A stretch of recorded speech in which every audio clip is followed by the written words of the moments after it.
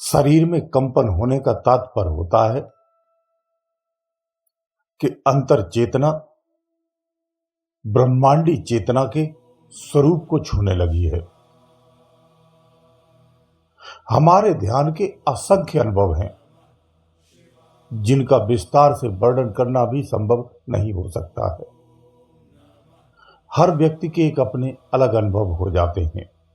स्थान और मंजिल एक होते हुए भी भिन्न लोगों के भिन्न भिन्न अनुभव हो जाते हैं, लेकिन सबका तात्पर्य एक ही स्थान का ही होता है और एक ही लक्ष्य का होता है।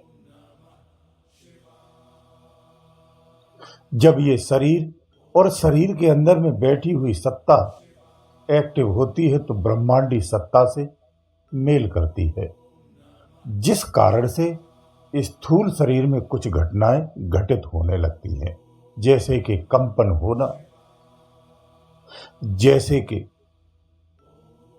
कुछ अजीब सा अंदर में खिंचाव सा होना, जैसे अंदर में प्रकाश का मिलना, तरंगों का मिलना, या शरीर में विशेष प्रकार की कोई एक्टिविटी होने लगना,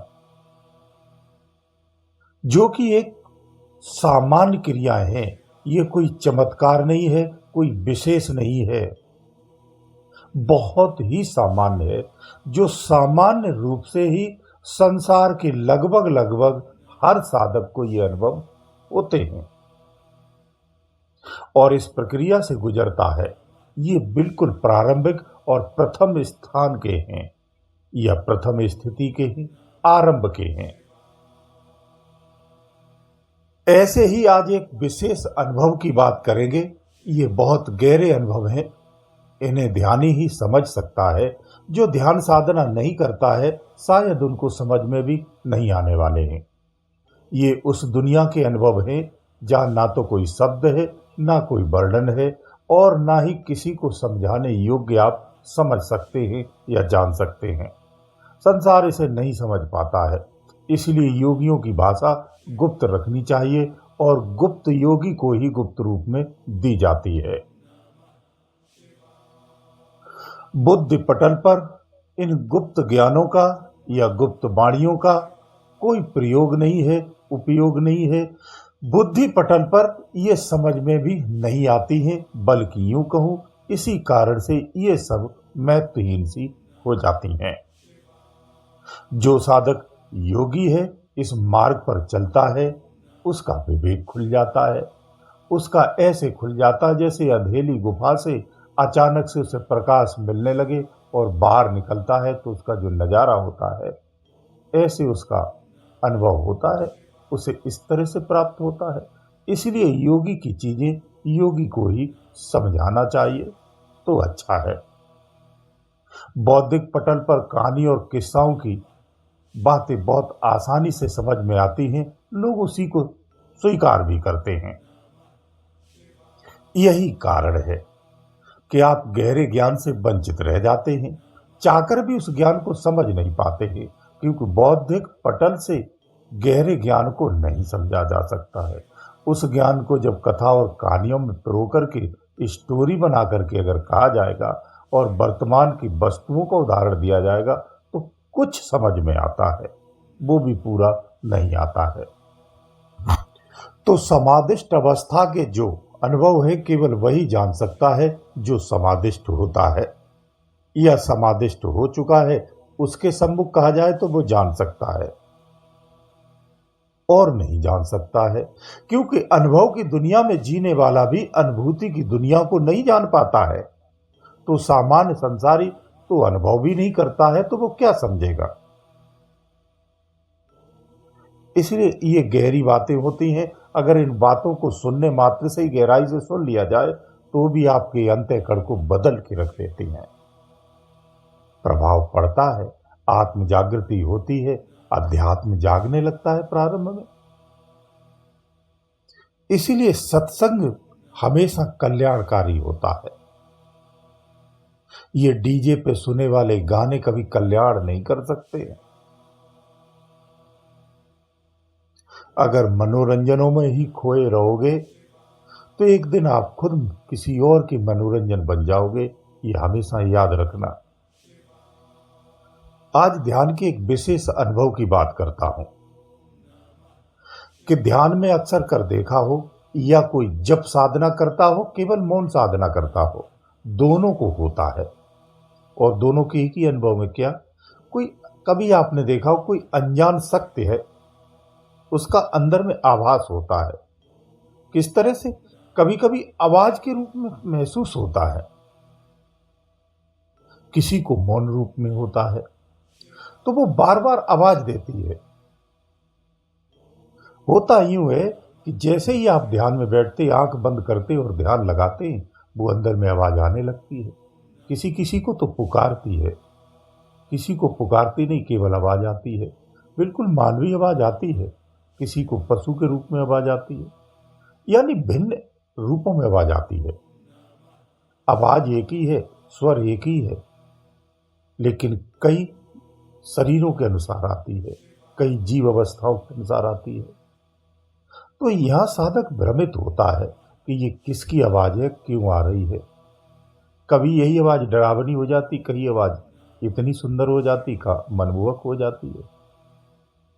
किसी को ऐसे न होकर के इस तरह से हो जाता है कि वो एक ही तरह की आवाज लगातार उसे आती रहती है और वो सुनता रहता है, सुनता रहता है।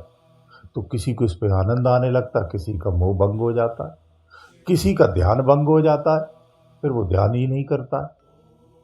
तो इस तरह के अनुभव होते हैं।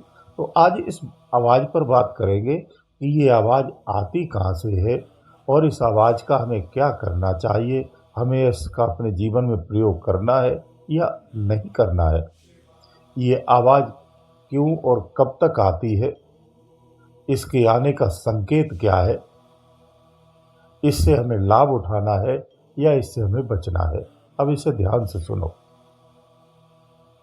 तो सबसे पहले तो ये जान लो ये आवाजें आती कहाँ से। अंदर में अगर जितनी भी मानवीय आवाजें आती हैं, मानवीय सारी आवाजें आज्ञा चक्र के पीछे से आती हैं। और जितनी भी पशुओं की आवाजें हैं, ये आज्ञा चक्र से नीचे यानी कंठ चक्र के आसपास से आती हैं। यहाँ से पशुओं की आवाज, पक्षियों की आवाज, कई तरह की आवाजें आती।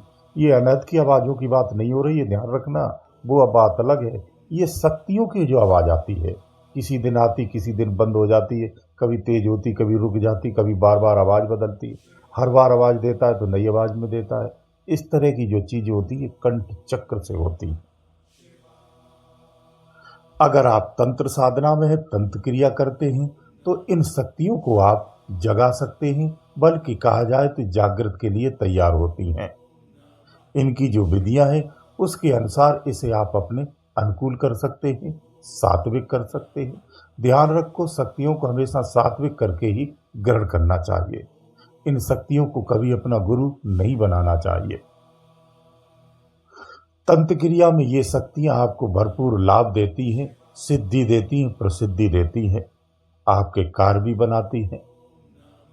ये तांत्रिक या तंत्र क्रिया में लाभ उठा सकते हैं। जो इन सिद्धियों के लिए ही साधना करते हैं उनके लिए ये अच्छा है। लेकिन वहीं वो साधक जो ब्रह्मलीन की साधना करते हैं, उनके लिए इन शक्तियों का उपयोग करना उचित नहीं है, उनके लिए लाभकारी नहीं है। भौतिक जीवन में अगर वो संतुलित रखकर उसे मैनेज कर सकते हैं तो फिर बाहरी रूप से उससे आप लाभ ले सकते हैं। अंतर के लिए ये ठीक नहीं है, क्योंकि अंतर मार्ग में निश्चित रूप से आपकी ये बाधक बनने वाली है। तो ब्रह्म लक्ष्य की कामना से जो साधना करते हैं, उन्हें ऐसी आवाजों को सुनते हुए भी इनसे अलग होकर के अपने लक्ष्य पर टिके और अडिग रहते हुए आगे बढ़ते रहना है। एक बात हमेशा याद रखना, जो भी ब्रह्मलीन की साधना कर रहे हैं उन साधकों के लिए कहना है, बहुत ध्यान से सुनना। ब्रह्म की प्राप्ति से पहले सारे ब्रह्म के सुख आपको प्राप्त करने का अवसर दिया जाता है। ये आप पर निर्भर करता है कि ब्रह्म के दिए हुए समस्त अवसरों का आपको लाभ लेना है या फिर केवल ब्रह्म की प्राप्ति करनी है। ये विवेक का विषय है, अंतर के विवेक का विषय है। इसलिए ध्यान से और बहुत ही संभल करके इस मार्ग पर चलना होता है। उम्मीद है आपको बात समझ में आ गई होगी कि जब ब्रह्मलीन की साधना की जाती है तो आपको असंख्य अनुभव मिलते हैं। हमें इन अनुभवों से कैसे आगे निकलना है ये आपको समझना चाहिए। गुरुदेव दयालु।